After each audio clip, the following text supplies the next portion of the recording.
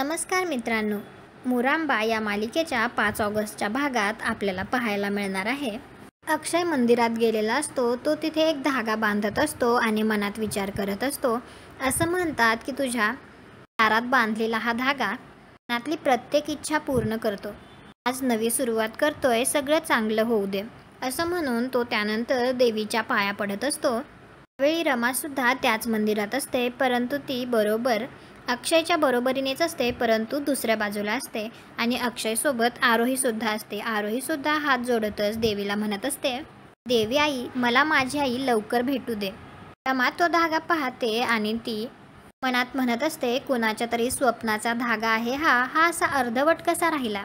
धागा ज्याने कोणी बांधलाय त्याची इच्छा पूर्ण कर गाई, असं म्हणून रमा तो धागा व्यवस्थित बांधते आणि माझी लेक जिथे कुठे असेल तिला सुखी ठेव देवी आई, असं ती देवाकडे प्रार्थना करत असते. त्यावेळी अक्षयची आणि रमाची थोडीशी नजरानजर होते. तुम्हाला काय वाटतं, त्या दोघांनी एकमेकांकडे पाहिलं असेल का? कॉमेंट करून नक्की सांगा. व्हिडिओला लाईक करा, आपल्या मराठी मालिका चॅनलला सबस्क्राईब करा. भेटू उद्याच्या भागात.